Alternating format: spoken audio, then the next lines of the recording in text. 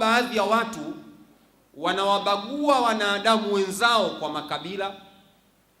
Kuna baadhi ya watu wanawabagua wanadamu wenzao kwa rangi, kwamba mimi najiona pengine ni Mwarabu, huyu ni Mswahili.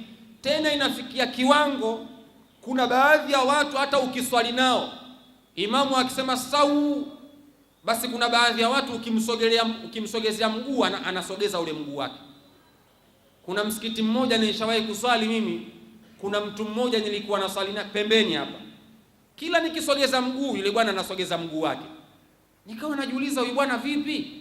Alikuwa mtu ambaye ana rangi nyeupe. Kumbe kuna baadhi ya watu wana ubaguzi mpaka kwenye sala, kiasi ambacho ukimsogezea mguu, akishajua wewe mtu mweusi tu, hataki kuunganisha mguu baina yako wewe na yeye. Sasa Mtume anakataza, hakuna ubora wa mtu mweupe juu ya mtu mweusi, na wala hakuna ubora wa mtu mweusi juu ya mtu mweupe illa bitaqwa. Ubora wa mtu unapimwa kwenye uchamungu wake aliyokuwa nao. Sasa leo duniani ukitazama, utakuta kuna swala la ubaguzi limeingia. Kwa mfano, ukiangalia katika nchi ya Afrika ya Kusini, kuna kitu kinaitwa xenophobia.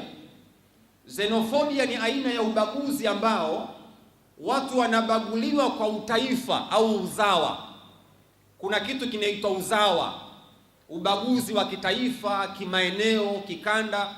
Yani pengine wa Tanzania wanakuwa hawatakiwi South Africa, pengine wa Nigeria wanakuwa hawatakiwi South Africa, pengine wa Mozambiki, watu wa Ghana. Tumeshuhudia hivyo, na baadhi ya mataifa mengine wanafanya iko kitu kinaitwa xenophobia. Yani ni kuwafukuza watu katika taifa lenu, kwamba hamtaki kuchanganyika na watu wa mataifa mengine. Kitendo hiki Mtume sallallahu alayhi wa alihi wasallama amekikataza. Kitendo hiki Uislamu umekikataza. Duniani kuliwahi kutokea matukio mengi sana ya ubaguzi. Ukisoma katika historia, kuna matukio ya ubaguzi yaliwahi kutokea 1948 mpaka 1994 katika nchi ya Afrika ya Kusini. Kulikuwa na kitu kinaitwa apartheid. Kulikuwa na ubaguzi baina ya watu weupe na watu weusi wa Afrika ya Kusini. Kulikuwa na ubaguzi wa watu weupe na watu weusi, na watu weupe walikuwa wakigewa haki zaidi kulikoni watu weusi Afrika ya Kusini. Kuanzia 1948 mpaka mwaka 94 Afrika ya Kusini napata uhuru, ndio yanakuja kukomeshwa hayo mambo ya ubaguzi wa watu weupe. Wakati 2000 nakumbuka na 2009 mimi nakwenda kusoma Afrika ya Kusini, yani ubaguzi niliukuta. Yani bado kuna maeneo ambayo mpaka leo Afrika ya Kusini kuna baadhi ya watu weusi hawakai katika yale maeneo. Kwa mfano, ukienda maeneo ya East London, Afrika ya Kusini kuna maeneo wanapata East London.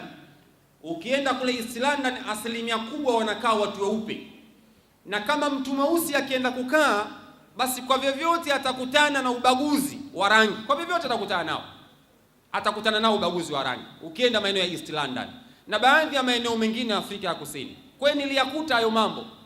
Lakini sasa imekwenda mbali zaidi, wale wa Afrika ya Kusini wenyewe, wale watu weusi wa Afrika ya Kusini, badala ya wao walikuwa wakilalamika wanabaguliwa na watu weupe, sasa hivi na wao wanawabagua wenzao, watu weusi wenzao, kwamba watu wakitoka mataifa mengine hawaruhusiwi kuja Afrika ya Kusini. Hii inaitwa xenophobia. Hata mimi niliikuta kule. Kuna baadhi ya nyakati wale watu huwa wanaamua kucharuka tu kwamba hatutaki watu wa mataifa mengine katika nchi yetu, wanaamua kuwafukuza. Hiki kitu nimekikuta South Africa kipo. Sasa moja ya kitu ambacho Mandela alikwenda nacho katika nchi ya Afrika ya Kusini baada ya kupata uhuru 1994. Ukisoma kwenye kile kitabu cha The Long Walk to Freedom ambacho Mandela amekiandika, moja ya kitu ambacho alikiandika Mandela ni kwamba tuna kila sababu ya kuunganisha umoja wetu bila ya kumbagua mtu kwa rangi yake, bila ya kumbagua mtu kwa kabila lake, bila ya kumbagua mtu kwa utaifa wake. Hiyo ni moja ya slogan ambayo Mandela aliingia nayo alipokuwa anakwenda kuiongoza Afrika ya Kusini. na ndio maana unaona kilipatikana kitu kinaitwa apartheid. Yalipatikana maridhiano ya kitaifa baina ya watu weusi na makaburu. Iliundwa kamati maalum ya maridhiano ikiongozwa na mtu mmoja alikuwa akiitwa Desmond Tutu, askofu mmoja na bishop mmoja kule Afrika ya Kusini, ana heshima kubwa sana. Ndio aliendesha ile kamati ya maridhiano baina ya makaburu na watu weusi wa Afrika ya Kusini, na mwisho wa siku wakaridhiana, wakawa wanaishi mahala pamoja wa Afrika ya Kusini. Sasa baadaye ile dhambi ikawa inaendelea, watu weusi sasa wanaanza kuwabagua watu weusi wenzao. Sasa Uislamu unakataza kile kitu, kubaguana kwa mataifa ama kiukanda, kwamba bwana, hapa watu wa aina fulani hawaruhusiwi kuja hapa katika taifa letu. Uislamu unakataza jambo kama lile. Sasa kinachowakosi kwa mfano Afrika ya Kusini ni kwa sababu ya dini.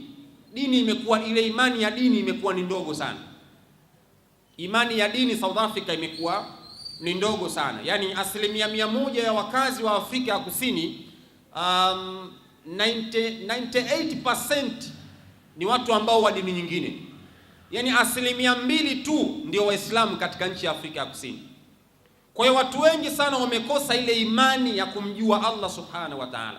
Unajua, mtu akimuelewa Allah subhanahu wa ta'ala anakuwa hawezi kumbagua mtu kwa rangi yake wala ukabila wala ukanda wala kwa nchi, hawezi kumbagua kwa sababu anaelewa Mwenyezi Mungu anasema inna akramakum inda Allahi atqakum. Hawezi kumbagua mtu. Kwa hiyo kinachowakosa Afrika ya Kusini ni ile imani ya dini, wamekuwa hawana. Ndio maana unakuta wanaanza kuwabagua watu weusi wenzao, kwamba wewe unatoka Tanzania hatukutaki, wewe unatoka Ghana hatukutaki, wewe Nigeria hatukutaki, wewe wapi hatukutaki. Ile ni ukosefu wa imani ya dini. Kwa hiyo Uislamu unapinga kitu kama kile. Ukisoma katika historia, Marekani kulikuwa na ubaguzi vile vile baina ya watu weupe na watu weusi, wenyewe walikuwa wanaita Jim Crow laws. Ukisoma katika historia utakuta kitu kama hiko. Watu weusi walikuwa wanabaguliwa katika taifa la Marekani. Yaani ukisoma katika historia, watu kama wakina Martin Luther King walianzisha harakati mbalimbali za kukomboa uhuru wa watu weusi katika taifa la Marekani. Watu wakina Martin Luther King ni wanaharakati ambao walikuja katika taifa la Marekani kuja kutafuta uhuru wa watu weusi, na wanaharakati wengine wengi walikuja, na harakati nyingi ziliendeshwa katika taifa la Marekani. Lakini miaka hiyo kulikuwa na ubaguzi wa rangi kiasi ambacho mtu mweusi ilikuwa hairuhusiwi kukaa mtaa mmoja na mtu mweupe, ilikuwa hairuhusiwi. Kuna baadhi ya maeneo ambapo watu weusi ndio walikuwa wanakaa, lakini kuna maeneo huruhusiwi. Na kuna baadhi ya nchi mpaka leo ukienda Ulaya kuna mitaa ambayo watu weusi hawaruhusiwi kukaa. Upo ubaguzi, sio kwa kiwango kikubwa kama mwanzo, lakini mpaka leo kuna baadhi ya nchi ubaguzi upo. Bali kuna baadhi ya maeneo tunaweza kuona kama Italy, kama Ujerumani, kuna watu wanafanyiwa ubaguzi wa rangi, tunaita racism. Hii ni aina ya ubaguzi wa rangi ambayo Mtume sallallahu alayhi wa alihi wasallama ikataza kwamba hakuna ubora wa mtu mweupe juu ya mtu mweusi, na wala hakuna ubora wa mtu mweusi juu ya mtu mweupe. Mtume akakataza ila bitaqwa. Lakini utakuta kuna baadhi ya nyakati mchezaji mpira anarushiwa gandarandizi. Tumeshuhudia wakina Vinicius, nyinyi mnamjua Vinicius nyinyi. Yeye anacheka, anamjua Vinicius. Watu kama kina Vinicius tumeshuhudia wakifanyiwa ubaguzi wa rangi. Wakina Samuel Eto'o tumeona wakifanyiwa ubaguzi wa rangi. Tumeona wakina mchezaji gani wa Barcelona sasa hivi yule? Nani? Lamine Yamal. Huyo mnamjua Lakini ingekuwa swala la mathematics hapa kila mmoja angeanza kukimbia. Lamine Yamal. Kwa hiyo yule naye tumeona ubaguzi wa rangi. Kwa hiyo kuna kitu kinaitwa racism, ubaguzi wa rangi ambao unaendelea katika nchi za Ulaya. Sasa kitu kile Mtume sallallahu alayhi wa alihi wasallam amekikataza kwamba asibaguliwe mtu kwa rangi yake, kwa kuwa huyu ni mweusi abaguliwe, au kwa kuwa huyu ni mweupe abaguliwe. La, ni kitu ambacho Mtume sallallahu alayhi wa alihi wasallam amekikataza. Nchi kama Rwanda 1994, Rwanda genocide, mauaji ya kimbari ya Rwanda, tumeshuhudia mauaji ya kimbari ya Rwanda. Ni ubaguzi wa kikabila baina ya Wahutu na Watusi, Wahutu na Watusi. walibaguana wao kwa wao. Rwanda 1994, Rwanda genocide. Ukisoma katika historia utakuta more than 1 million people killed, zaidi ya watu milioni 1 waliuawa 1994 Rwanda genocide. Kwa nini? Ulikuwa ni ubaguzi wa kikabila, huyu Mhutu, huyu Mtusi, wakauana wenyewe kwa wenyewe, na sababu ilikuwa ni ndogo tu. Inaonekana watu fulani wanapewa bora zaidi kuliko ni watu wengine. Watu wakaanza kupublish baadhi kwenye vyombo vya habari, unajua watu fulani wanapendelewa, watu fulani hivi, watu fulani hivi. Mwisho wa siku moja kuna Mhutu mmoja akasimama kwenye media akawaita Watusi cockroach, akawaita kuwa mende, alafu akatangaza kuanzia leo akionekana Mtusi yoyote barabarani kata kichwa. Na Watusi nao wakatangaza akionekana Mhutu yoyote barabarani kata kichwa. Watu wakaanza kubaguana kwa ukabila. Ilitokea Rwanda 1994, Rwanda genocide hiyo. Na kilichosababisha ilikuwa kitu kidogo tu. Watu walikaa wakatengeneza chuki kupitia vyombo vya habari, na ile chuki ikaenea. Lakini Ujerumani vile vile, ukiangalia historia ya Holocaust ile ya Hitler, anaua Mayahudi. Wakati Hitler anawaua Wayahudi, ilikuwa ni katika moja ya mauaji mabaya sana. Holocaust ukisoma katika historia ni katika moja ya mauaji yaliyowahi kutokea duniani mabaya sana. Kwa hiyo ukisoma kwenye historia kuna matukio mengi. India ilishawahi kukabiliwa na migogoro ya ubaguzi vile vile. Mpaka leo India kuna baadhi ya maeneo kuna ubaguzi huko unaendelea. Kwa hiyo kuna maeneo mengi duniani ilishawahi kutokea ubaguzi na watu wakauana sana. Kwa hiyo Uislamu umekuja kupinga kitu kinaitwa ubaguzi wa rangi, ubaguzi wa kikanda, ubaguzi wa kikabila. Uislamu umekuja kupinga. Sasa usistaajabu leo mtu akaanza kumbagua mtu kwa sababu huyu katoka Zanzibar. Mtu akamba huyu bwana Mzanzibari tumbague. Uislamu haufundishi kitu kama hiko.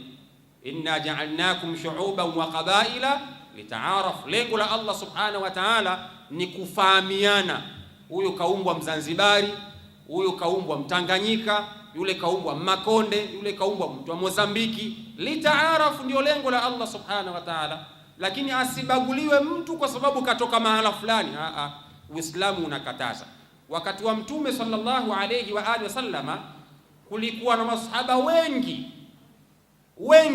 wengi waliotoka katika mataifa mengine. Kwa mfano, kulikuwa na sahaba alikuwa akiitwa Salman al-Faris. Alitoka upande wa Uajemi, ambapo leo tunasema ni Irani, ambayo ilikuwa ni katika dola ya Persian Empire.